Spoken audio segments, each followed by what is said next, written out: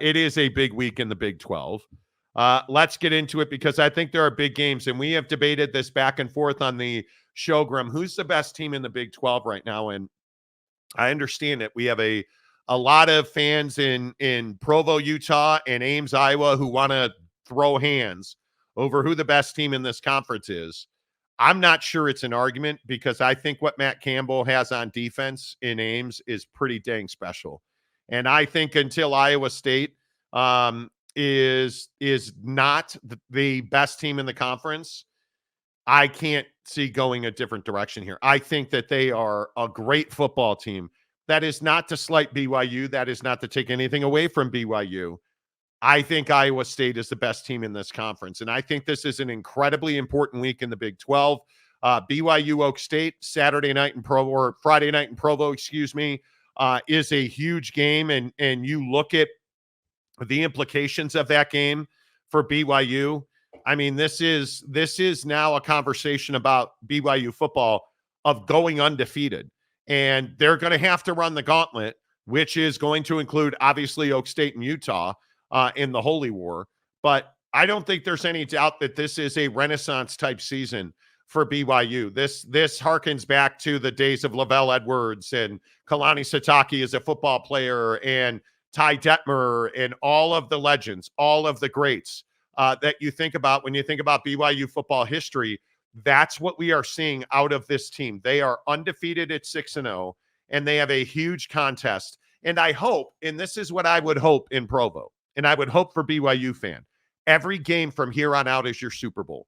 I think it is that important. You are a mere 50% through your season. You have accomplished nothing at this point. Yes, you are undefeated, but I will continue to tell you, and I would say the same thing about the boys in Ames at Iowa State. Every week on this schedule, especially with the college football playoff set up the way that it is, Jake, I think every week is your Super Bowl. Absolutely. And I think the conversation around is it BYU or is it Iowa State for the best team in the Big 12 comes down to perception. I don't think people believe or have the confidence in BYU that they'll go undefeated the same way that they have the confidence in Iowa State to go undefeated. And it's really interesting to have that conversation when you start looking at schedules. You know, both of these teams have Utah left on the schedule. Both of these teams still have Kansas left on the schedule. Not that Kansas is some great team, but they could still beat you if you decide to not show up and play poorly. And I just sit here and I look at this and I say, look, man, when people think about BYU, they think about a team that typically underachieves, typically is struggling to get bowl eligible, is new in the Big 12, obviously. And I don't think people like to give BYU the credit that maybe they deserve this year. How many times have we had to talk about the quarterback room? How many times have we had to talk about, the defense and how good are they? Can they really stop the best attacks in the conference? Like, I just think that BYU suffers from this perception problem and that lack of confidence in their program to win outright in the Big 12 is why most people are putting Iowa State ahead. And I would agree that BYU has to earn that respect, and they are a newer team in the Big 12. So I think, right now today you have to put Iowa State as the best team in the conference. But I'm not going to sit here and say that, man, I just think that Iowa State's got this easy route to go undefeated or somehow, their chances of going undefeated are better than BYU's. Oh, no, not even close. I think that BYU's offense hasn't even seen its best form yet. And that's really what I'm looking for against Oklahoma State this week. I'm looking for night game, come out and show me what you got on offense. Show me the goods. Because you need it. Yeah, I think Iowa State's schedule is very difficult. I think you have UCF, obviously, this weekend, Texas Tech, then you go to Kansas, then Cincinnati, at Utah, and at K-State. I think that is a very difficult schedule for Iowa State. And you look at BYU's schedule, not that it's easy, but you have Oak State, at UCF, at Utah, K-State, Kansas, at Arizona State and Houston. Yeah, and I think that K-State matchup for Iowa State is the X factor in these two schedules. BYU's already seen K-State. BYU was fortunate enough to play K-State earlier in the year when K-State wasn't rolling the way they are now. And not to discount the win, they dominated K-State, but I just think when we talk about going undefeated or maybe being a one-loss team in the conference, you look at Iowa State's schedule and you're like, yeah, man, they got to play all due respect to Utah, they got to play a good Utah team who's a couple weeks out, going to have a couple weeks of this Isaac Wilson being the guy under their belt. So Utah is going to be a tough game. K-State's going to be a tough game, but I would expect fully that Iowa State would be undefeated heading into Utah week. That's what I would expect. And then from there, that's where we're going to find out just how good you are, because you're in Salt Lake for that one. Yeah, I think I still give the nod to Iowa State. That defense is stupid good. Yeah. I mean, it is stingy. It is, Iowa State plays a style of defense that everybody wants to play. And I think BYU's defense obviously has been fast and physical. I just think that Iowa State's defense is a cut above. Mm-hmm. And listen, I think there's a lot of people writing off Utah as well. I would advise against that. If they get Karene Reed back and if they get Sione Fatu back, that is a vastly improved defense at that point. You're getting 2 star players back on defense. I would not write off Utah. I'm a big believer in Isaac Wilson. I think he's got the talent to carry that team. I think he's got the arm to carry that offense. You're able to run the ball. I think the O-line's been better. If you truly look at what's ahead for both of these teams, Utah's going to be one of the toughest matchups on their schedule. Mm-hmm. And I know that BYU fan loves writing off the Utah Utes, and I totally understand that. This is these back-to-back losses for Utah is incredibly disappointing. And this is now with Cam Rising, though, I feel like that is injected some energy into this program of, okay, we have a direction, we know where we're going. The uncertainty of who's going to be a quarterback certainly had to play a role in preparation. Right. How could it not? So now Isaac Wilson's the number 1, and he's going to be going forward. So I think that's a big advantage. We'll see. And obviously, I think the other team that we have to talk about is Joey McGuire and Texas Tech. I think this is an incredibly important stretch of games. These next 2 games in state, I think they're must-wins for Joey McGuire. I think TCU and Baylor, Tech's got to beat Baylor, and they've got to do it handily. The problem is that Texas Tech is so inconsistent on defense. Yes. And you just cannot count on that defensive unit. And it worries me a little bit because as bad as Baylor has been at 2-4 and 0-3 in the conference, you're one of 3 teams that hasn't won a conference game. It's very disappointing to me that Dave Aranda kept his job last summer. And I feel like I hold Baylor to a higher level of expectation, and I would expect that we would see that.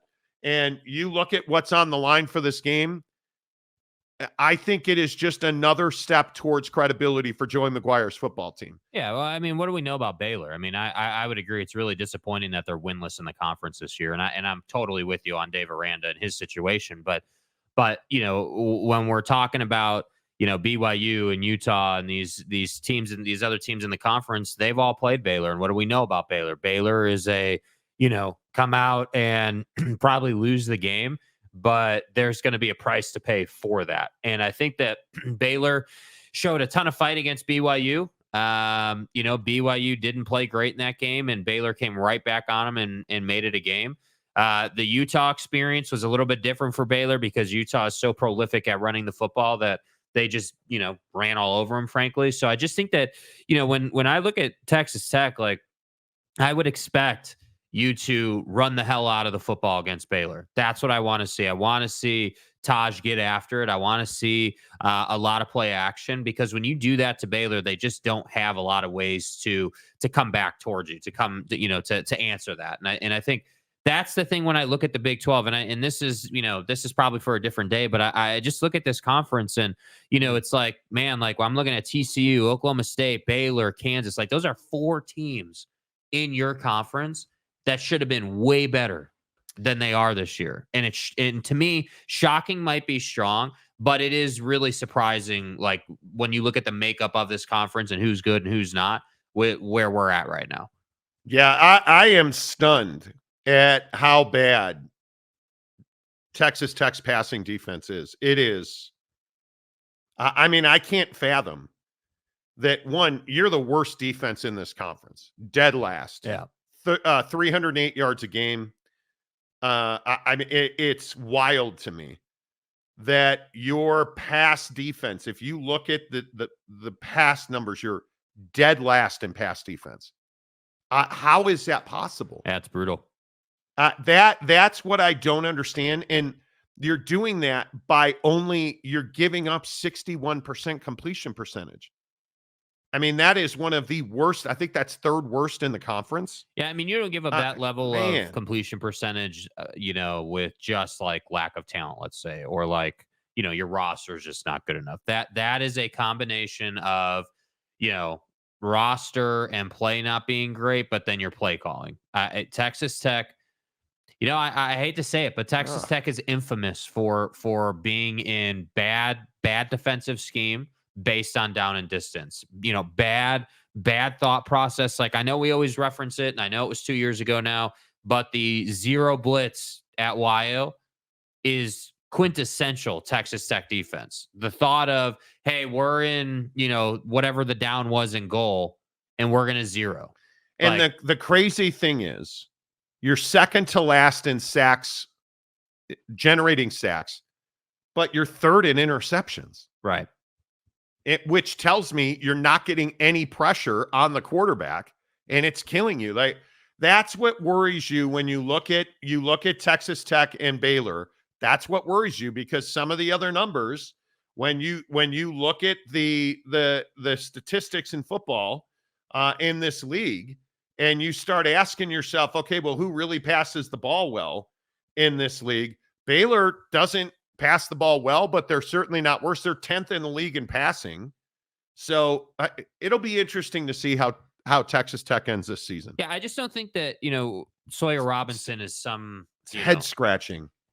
The problem for Baylor in passing is Sawyer Robinson, yes, he can pass the ball, but it's not like he's going to light your secondary up, and then you combine that with the fact that, yeah, running the football, they're just an average football team. The problem is, and what nobody in Waco wants to talk about, is players aren't like, man, I want to go and play for Dave. Like, you don't have that sort of excitement, that enthusiasm in your program. And so you get, Sawyer as your quarterback, with all due respect to him, in a conference loaded with huge arm talent. Yeah, I'll be interested to see how Baylor, Texas, not to belabor the point before we get to our power rankings, but look at Texas Tech's remaining schedule and look at the passing attacks that they have to play.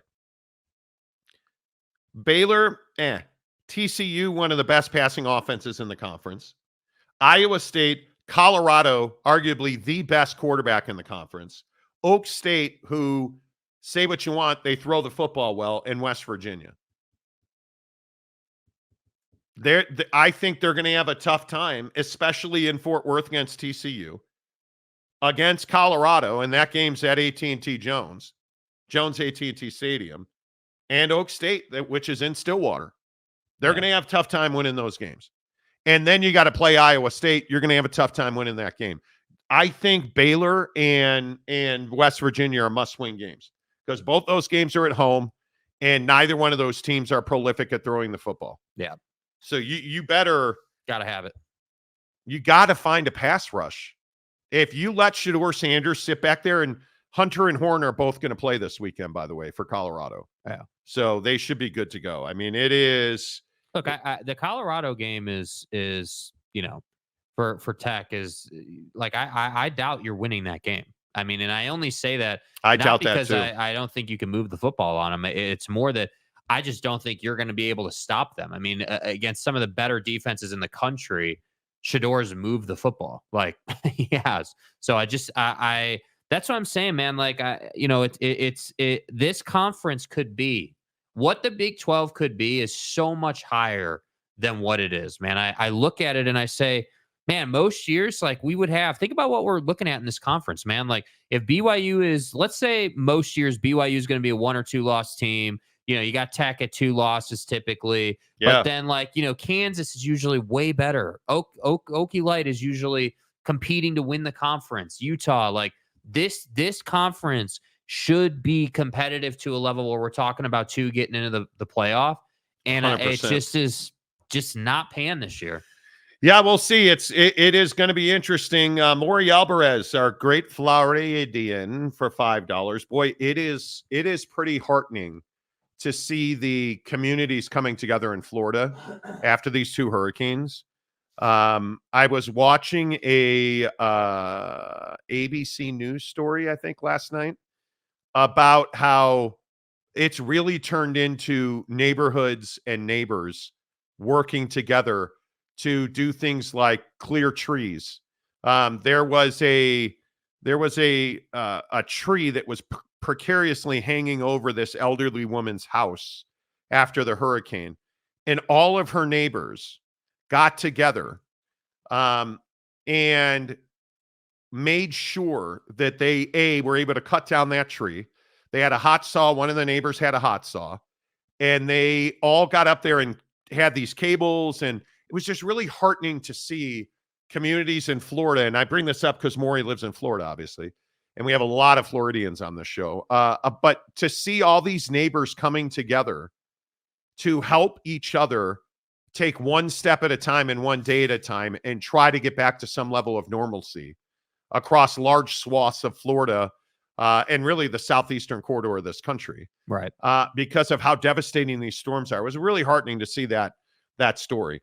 These next 2 weeks will be a good barometer for Iowa State and BYU because they play UCF this week and next week. Can you stop the run? Because I think that RJ Harvey is a stud. Yeah. And UCF is one of the most disappointing teams in this league. It is. I had really high hopes. I think Kansas by far is the most disappointing team in this league. Agreed. I don't even know how you explain that. I think that as far as disappointments go, Kansas number one. I would say UCF number two is the second most disappointing team in this league. And I think you're right, Maury. I think it's always interesting when you can compare and contrast how teams do. Obviously, the K-State game to end the season for Iowa State is going to be very interesting. Yeah, that game could have huge implications. Because where will K-State be at that point? I think that's a very interesting question. Yeah. Where will K-State be at that point? Aaron Wilson, America's favorite mailman. Thank you, Aaron Wilson. Appreciate you. Gifted a Monty Show membership. Go pick that up if you haven't. Let's see if we can figure out who picked it up. Force Ghost Fabio, a noted critic of the show, picks up the Aaron Wilson membership. Okay. That's fine. Go Balance. Hello. If the measuring stick is the 2024 UCF team, I'd be concerned about your conference. Nobody said that's the measuring stick. Who said that? Yeah. What we were talking about was it's a common opponent between two teams, so it'll give us an idea of how each played that opponent and the odds to go undefeated. Yeah. Ferris Khan, Monty reading my comments with the word casual, causal or casual completely changed the meaning. Okay. There was why are you because yesterday it was a casual thing, and yeah, I get it. Rumor has it Barry Sanders is going to be on the sideline in Provo Friday. Surely I jest. That would be awesome. Does anybody outside of Stillwater correlate Barry Sanders and Oak State? No. Do you even know who Barry Sanders is? Yeah, the running back. Yeah, I played for the Bears. Mm-hmm. He didn't play. The Detroit Lions. Thank you. Who was his head coach? Don't know. Wayne Fonts. Nice. You're welcome. Phil Venzer, you should have taken Shohei Ohtani. Dude. Phil, I thought we all agreed today dude? we weren't gonna choose violence. What are you, nuts? We're gonna talk baseball later. If you throw him anything other than two-seamer or sinker away, you're an idiot. Yeah. What? I don't get it. The stadium guy, James. I agree with Maury. Watching two teams play a common opponent will show you which one is better. Well, it'll give you an idea of strengths and weaknesses. Big Daddy Magic. Hey, playa. This week I will only be sharing Oklahoma State. Usually I look down on alcoholic cheaters and outright lowlives, but my enemy's enemy is my friend. You can't make it up, dude. You just can't make it up, bro. I'm sorry. This is your beloved. Did Big Daddy Magic just come in here and say not only are Oklahoma State alcoholic cheaters, and outright lowlifes. But then the enemy are Okay. okay. All right, dude. Okay. I'm here for it. The Big Lubbock. At one point, Texas Tech was playing third string safeties and DBs. That's Okay, college again, football. Yeah, man. Like, Who feels sorry for Utah? why do we immediately go to, well, we were playing our third stringers and that's why we lost? Well, yeah, your depth isn't good enough, dude. But it's not your coverage because you're number 2 or 3 in the league in interceptions. It's you don't have a pass rush. We've talked about it all season long. You don't have a pass rush. That's the biggest problem. Joey McGuire has to get the defense right. Yeah. Because the offense is fine. But my question is, what happens when you have to replace Taj Brooks and Baron Morton? Because those are two elite performers. Taj Brooks is the best running back in this conference. And I think one of the top 3 running backs in the country. Now, are you Ashton Ginty? No, but my mom's not Ashton Ginty, so what does it matter? I'm for real. I'm not really sure what that meant, but it's fine. Bronco McFord, the Big 12 ruined West Virginia. How so?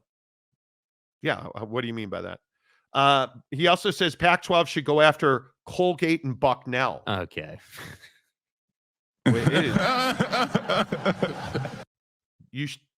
There are 12-step programs to help you, McFord. There are, Oral Care Club.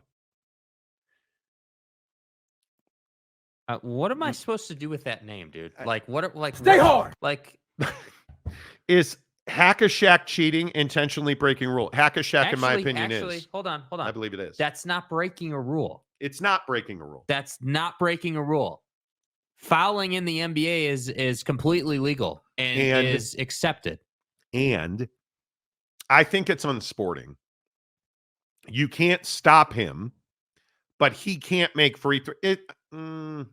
I don't view that as cheating. I don't think it's cheating either. I think that's strategic. Yeah, because committing fouls in the NBA is part of the game. Yeah.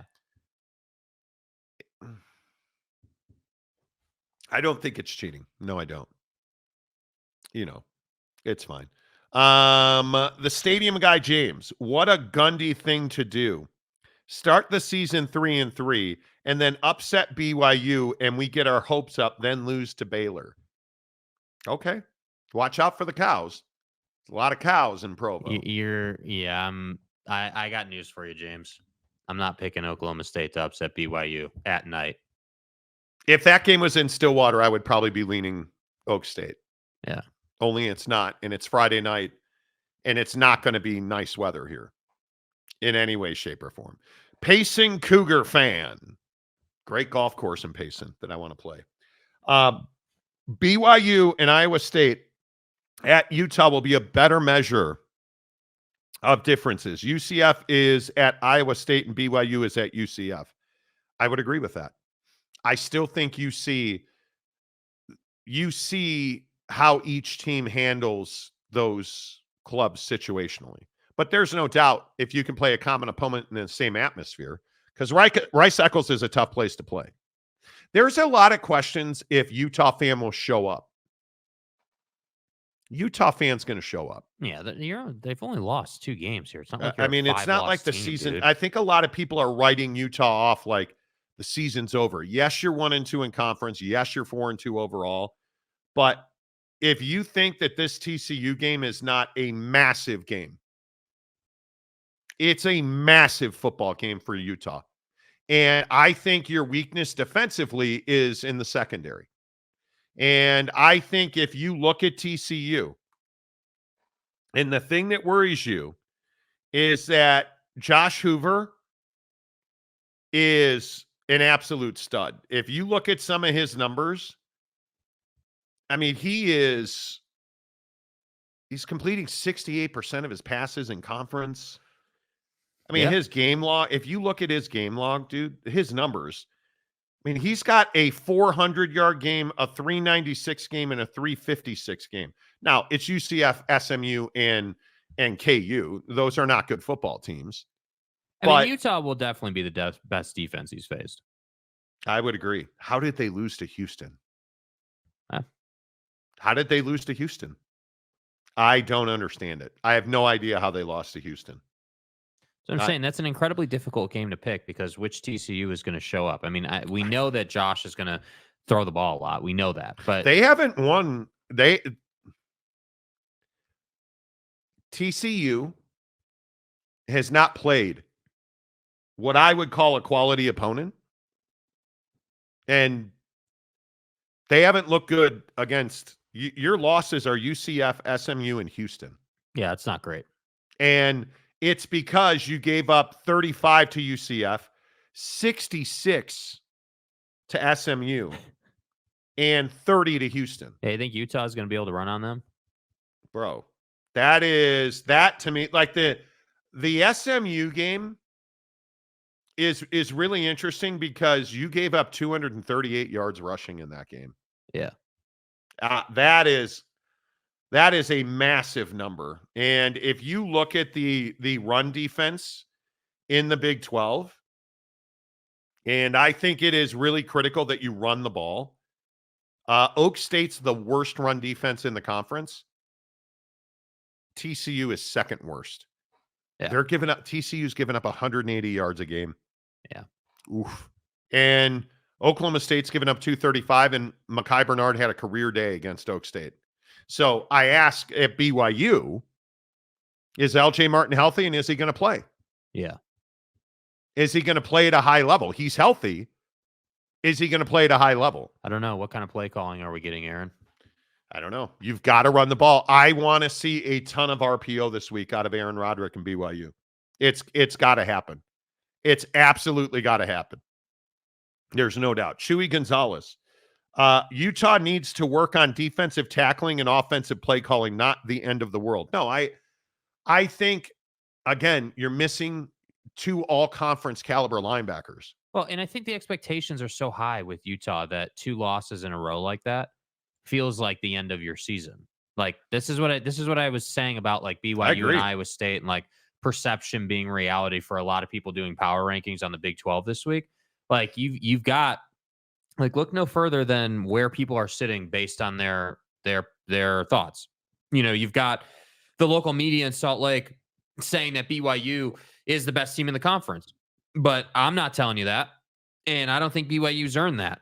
And I think you go to the Midwest, everyone says Iowa State's the best team. So I just look at Utah and I say expectations were really high. And the Cam Rising drama and situation and injuries like didn't help that. And now I agree with the point you've been making that getting put to bed should theoretically allow this team to go out and be more organized and feel more together and, you know, should result in a much better performance. And yes, TCU can throw the ball all over the field, but I'm not going to sit here and expect the Utah defense to not tackle 2 weeks in a row. And I'm not going to sit here and expect, you know, a team that gave up 66 to SMU to beat Utah at home. I'm just not. You're going to have to show me that you can throw all over that defense and you can run all over that defense before I'm going to pick that.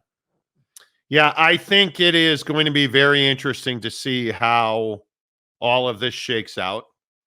Again, I want to know.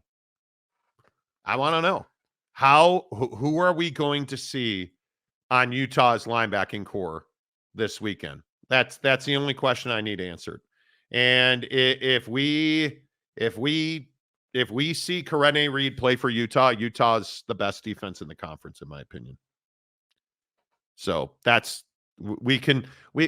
their defense has been terrible for 2 weeks. Yeah. I mean, you can't look at the Arizona and the Arizona State game and think that this defense has been even solid. This group is capable of being the best defense in the country, and they haven't been half of that. Right. Especially the last 2 weeks. And the secondary is susceptible. And if you do not have Fatu and Karene Reed, you're not going to win games. Do you guys understand that Sam Leavitt at ASU is not playing this week after playing Utah? Dude, that looked like it hurt. Do you understand? He's got a broken rear lower rib after a Lander Barton shoulder pad to the lower extreme or to the lower kidney area and stuff. Do you understand that the reports out of Tempe are that Scatabo is not like, he may get some reps, but he's not like 100%. He's like 60, 70% they're claiming. Like, I agree Utah's defense hasn't played well for 2 weeks. I agree that the tackling was atrocious against Arizona State. Horrendous. I would even go as far as to say it's one of the most uncharacteristic performances out of a Kyle Whittingham defense that I've seen since we've been doing this show for like 10 years. Like, you don't see that out of Utah's defense almost ever. And so my point is that when you look at Utah and you look at BYU and you look at Iowa State, BYU and Iowa State are playing their best football right now. What does Utah's best football look like? Is that 3 weeks from now? Is that this week? Is that like when does Utah get going? And will it be too late by the time Utah gets going? Because the reality is, as a 2-loss team, if Utah were to win out, I'm guaranteeing you with 100% certainty they're right in the Big 12 championship game picture. They are right there. I guarantee you BYU is not winning out this season. There's just like it's going to be tough. It would take a sensational, absolutely, positively historic, sensational season for BYU to win out.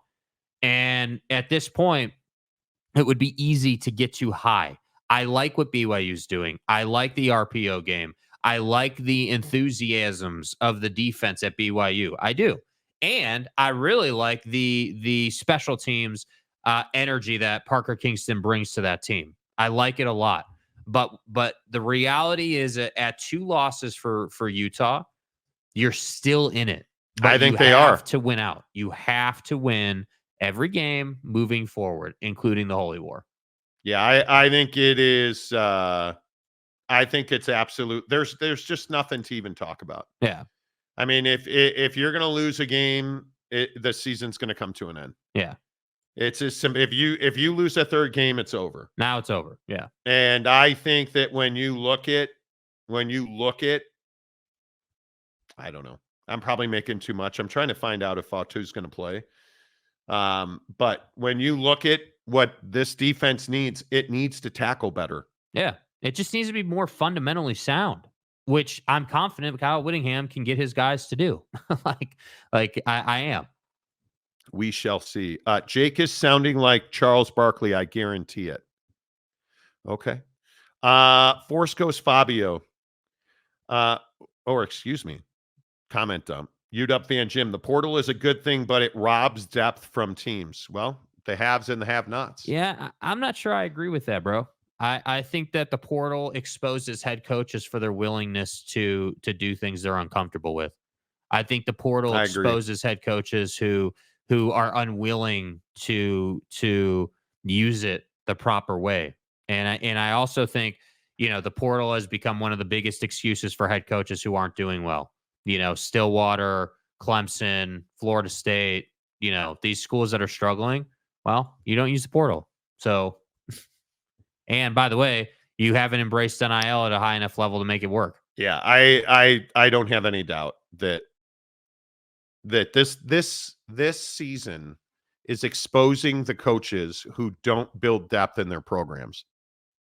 And I think, like, you look at Utah's got 2 huge recruits coming in this weekend, a 2027 5-star quarterback and wide receiver. Yeah. Who are teammates. It's a huge weekend. You still have to recruit at the high school level, obviously, but the portal is where you recruit the best G5 talent. And you will occasionally, I'm hearing a lot that Ollie Gordon's going to be in the portal after this season. A guy like that being available to you. Well, think about I think Ollie's a really good example. Think about the pressure that Ollie Gordon's under to perform next season, because this season's done. It's a wash. It's over for him. But next season, he can still go out there and reset himself as one of the best backs in college football and get drafted and do all that. It's still all in front of him. But can't have, it's kind of crazy how college football works for players. But when you have that offseason incident and then your head coach handles it the way he did, and you go to media day talking about that instead of talking about your team going out and winning the Big 12 championship game, it just changes the whole vibe of the season. And I feel like Oklahoma State just never recovered from that. Yeah, we'll see. We'll see. I'm a big believer that you don't have a choice to embrace the portal. It's not optional anymore. Joey at Texas Tech, bro. Yeah, it's not optional anymore. Yeah. You just can't. To me, the portal doesn't rob you of anything.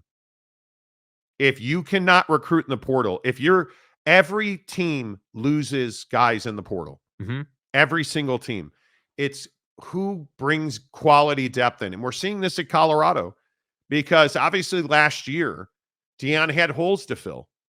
But look how much quality depth he brought in through the portal this year that is paying dividends up front, both on the offensive and the defensive line and in the linebacker core. Certainly. You look at how much better Colorado is this year, and there is no doubt that's a better defense. No question that's a better defense. And it's through the portal. But what does he have on the offensive line? He's got the number 1 tackle out of high school in Seton, who's starting for him, and has gotten better every single game. And the offensive line, while not great, is now starting to hold up because you have a top recruit and portal working together. That's the formula that makes teams better. And you look up and down the Big 12, that's exactly what it is, man. Yeah. And if you're a team like Oak State, you're going to lose guys in the portal because you have no, whether it's accountability. And I'm a big believer in football culture. The elite players in college football crave accountability. I'm a big believer in it. It's why you very rarely see star players leave a guy like Kyle Whittingham. Facts. They're accountable and they know that he's going to do his very best to put you in the NFL and routinely puts guys in the NFL. So it just is you either embrace it or you don't. Right. That's the end of it. You look at Kyle Whittingham, the Fano brothers are a great example. Transfer from BYU to Utah, or you look at the Puka Nakuas of the world transferring to BYU. The state of Utah needs to be talked about, though. I mean, if we're going to sit here and talk about the portal robbing depth from teams, dude, the state of Utah is loaded with football talent at the high school level. Yes, it is. And so I bring that up to say that BYU, Utah, even the G5 level programs in the state of Utah, they don't, the emphasis on the portal isn't as heavy for schools in the state of Utah because the football pipeline is so deep. They can go to high schools and get their talent, and then they can fill in the holes on their roster that they weren't able to get through recruiting with the portal. They don't have to go out and get 10 guys in the portal. They probably need to get like 2 or 3 guys in the portal just to cherry on top the roster. And that's what kind of separates the, teams in certain regions of the country from, teams who maybe don't have that kind of pipeline locally. And I think you got to understand that when you talk about the portal. And it's why, I don't know how many people saw this yesterday. Do you guys understand there's more college kids enrolled in colleges in the state of Utah than there are the population of Utah? Because people want to come here. It's a desirable place to live. It's a desirable place to go to school. So I think all of that matters.